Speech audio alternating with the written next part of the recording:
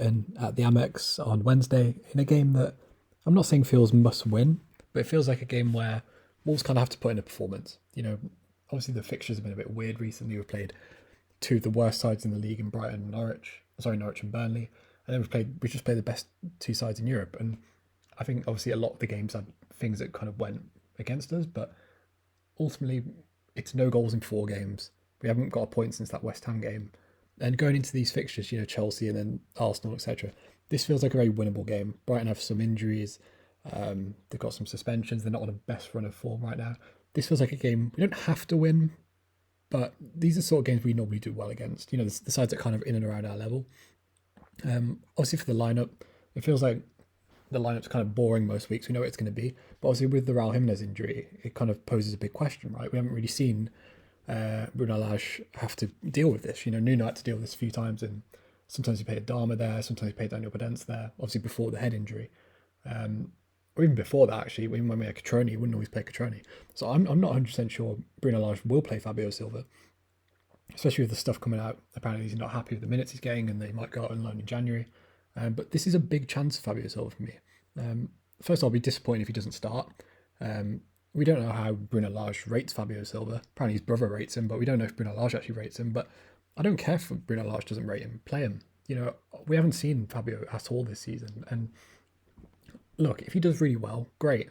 If he plays well, scores, keep him in the team. Raul Jimenez was stupid. And this is what Marcel did. Marcel had a poor game, got injured. And Ray Nate took his spot and kept the spot ever since. Fabio deserves the same shot as Ray Nate. Look, if he comes in against Brighton, he's terrible and you hook him at half time, fine. Then he can just go out on loan in January, learn his trade. But I want to see him play this game. I want to see Daniel Potence come in as well. I understand why he didn't play against Man City. Pretty obvious reasons. But he was great against West Ham. And we've missed him over the last few weeks. And then obviously I thought Adama was pretty good against Man City. And against Brighton, Adama always seems to play well against Brighton, especially Dan Burn. But I want to see Adama on the left, Podence on the right. And I want Fabio to get a chance. He deserves it. I thought he was pretty good last season whenever he played. And this is a new system, it's a new manager. We bought him for these sort of situations. We bought him to play when Raul had an injury or got a suspension. It doesn't really happen that often.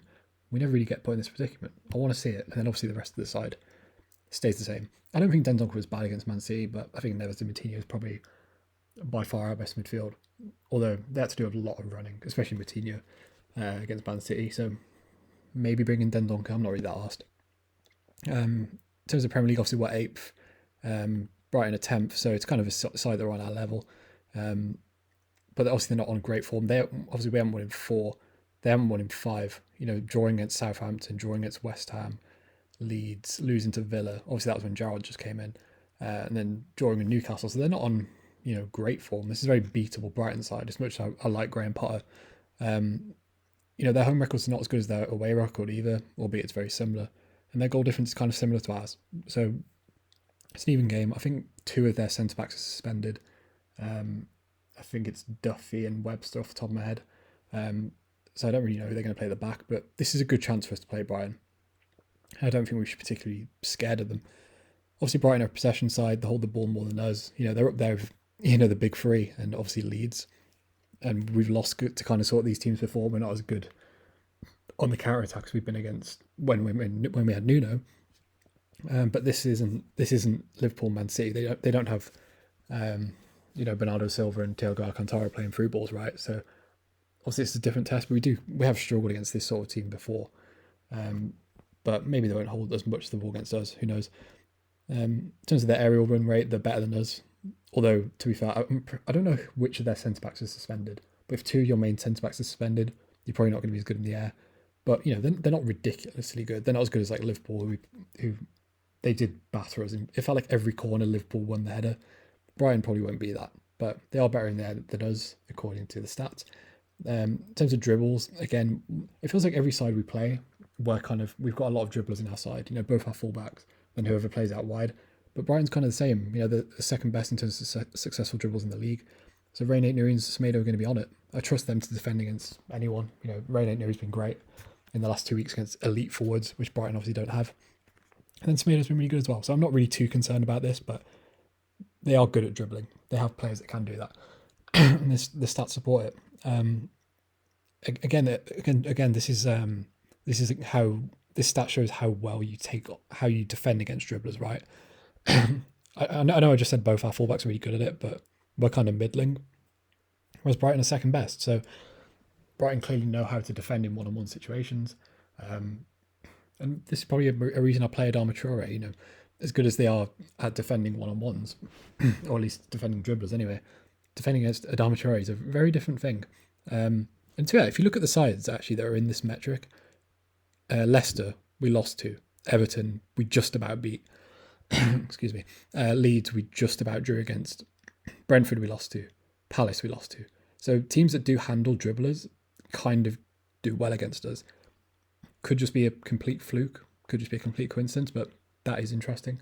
Because obviously one of the good things about us is we have a lot of dribblers, right? So teams that handle that pretty well seem to nullify our threat. One thing, we have a better goalkeeper than Brighton. You know, this isn't me having a go at Robert Sanchez. I really like Robert Sanchez. You know, if you look at the amount of like crosses claimed, Robert Sanchez is the best in the league by a mile. So I'm not slagging off Robert Sanchez. If anything, I'm just praising Jose Sarr. I feel like I have to do it every week, but Jose Sarr's post shot XG 6.3. Like, don't wrong, our defense has been really good this season, but Jose Sarr's bailing it out a little bit. You know, to save your side 6 goals conceded is mental. Like most goalkeepers, if you look at the Premier League, like Robert Sanchez is just one spot behind Jose Sarr, yet he's only on 1.6. Like most goalkeepers are between plus like 1.5 and negative 1.5. Jose Sarr's at 6.3. Do you know how mental that is? And David De Gea is only the one above him, who's obviously been in the Premier League for like 10 years. You know, like when Rui Patricio first joined, everyone went, well, he won't be able to handle them. Also, when Rui Patricio first joined the Premier League, he struggled with the physicality. He got dropped against Cardiff and I think Burnley. Jose Sarr's not struggled at all. His shot stopping's been great, and his distribution's been great. So big up Jose Sarr. And in terms of pressing as well, Brighton don't really press really high, although when they do, they're successful at it. So to me, whenever I see that, it normally means, you know, they're well coached. I think everyone rates Graham Potter.